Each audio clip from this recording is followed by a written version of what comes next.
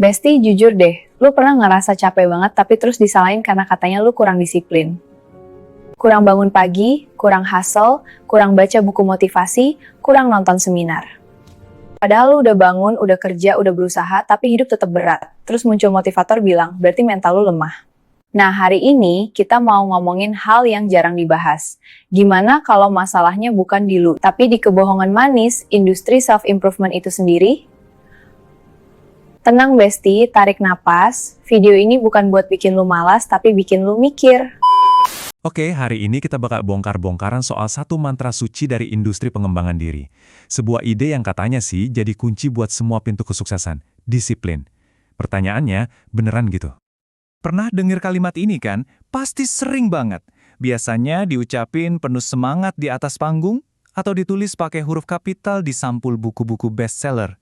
Kedengerannya kayak wahyu dari langit ya, solusi pamungkas buat semua masalah di muka bumi. Tapi tunggu dulu, gimana kalau ada cerita lain di baliknya? Yap, gimana kalau semua obsesi soal disiplin ini sebetulnya cuma kebohongan yang dibungkus rapi banget? Sebuah narasi yang untungin segelintir orang, tapi belum tentu buat kita semua. Pertama-tama, selamat datang di, sebut saja, Gereja Disiplin Maha Benar. Di sini, disiplin itu bukan lagi sekedar alat, tapi udah jadi semacam dewa yang dipuja-puja sebagai satu-satunya jawaban atas segalanya. Pesannya emang kedengaran keren banget kan? Ayo ambil alih hirupmu, tinggal lebih disiplin aja.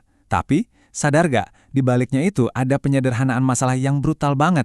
Seolah-olah semua kerumitan hidup, semua masalah sistemik, bisa kelar cuma dengan bangun jam 5 pagi? Semudah itu. Nah, penyederhanaan masalah ini bukan tanpa sengaja loh, karena di baliknya ada sebuah model bisnis yang luar biasa menguntungkan. Dan bisnis ini dibangun di atas satu fondasi, perasaan kurang yang ada di dalam diri kita. Nah, ini dia intinya.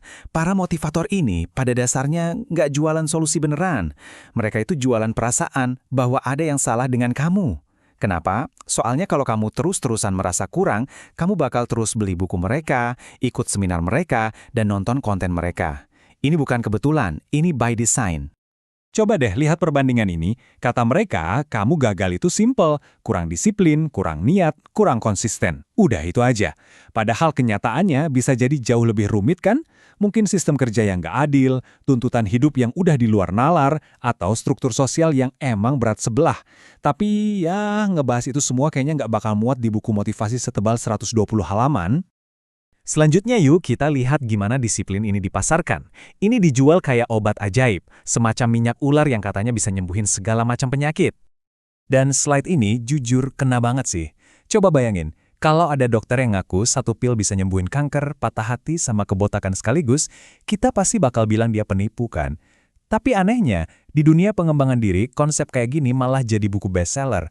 Ironis banget ya. Lihat aja daftarnya. Kamu mikir, oh kurang disiplin. Bingung soal karir? Kurang disiplin juga. Krisis identitas, burnout, bahkan depresi, solusinya cuma satu palu godam. Jadilah lebih disiplin. Padahal, disiplin itu cuma alat buat memperkuat arah, bukan kompas yang nentuin arah kita itu benar atau salah.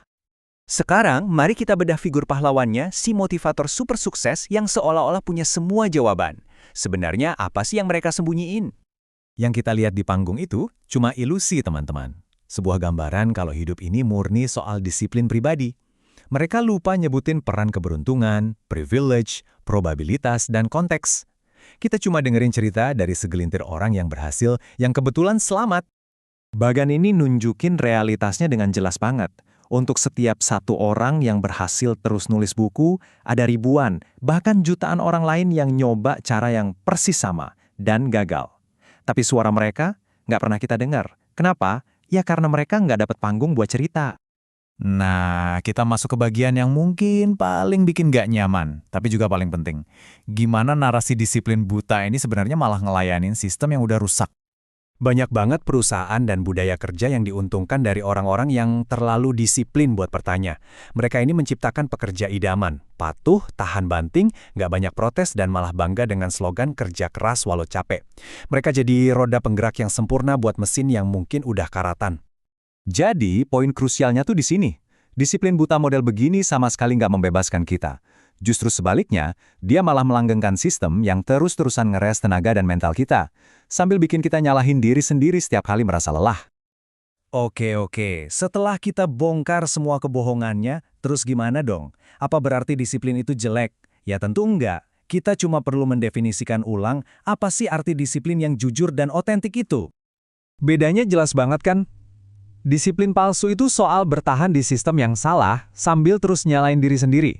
Sebaliknya, disiplin yang jujur itu adalah tentang punya keberanian buat ngeevaluasi sistem itu, berani ngecewain ekspektasi orang lain demi kesehatan mental kita, dan yang paling penting, memahami konteks hidup kita secara utuh. Pada akhirnya yang perlu kita ingat itu cuma ini. Disiplin itu alat yang seharusnya melayani hidup kita, bikin hidup kita lebih baik, lebih bermakna. Disiplin itu bukan hidup itu sendiri, bukan tujuan akhir yang kita kejar sampai kita lupa caranya buat benar-benar hidup. Jadi saya tinggalin Anda dengan satu pemikiran terakhir. Kalau semua usaha disiplin yang kamu lakuin justru bikin kamu ngerasa kosong, terkuras dan kayak mati pelan-pelan sambil kelihatan super produktif, mungkin masalahnya bukan di usahamu. Mungkin masalahnya ada di cerita yang selama ini kamu telan mentah-mentah. Coba direnungkan lagi. Terima kasih sudah menyimak.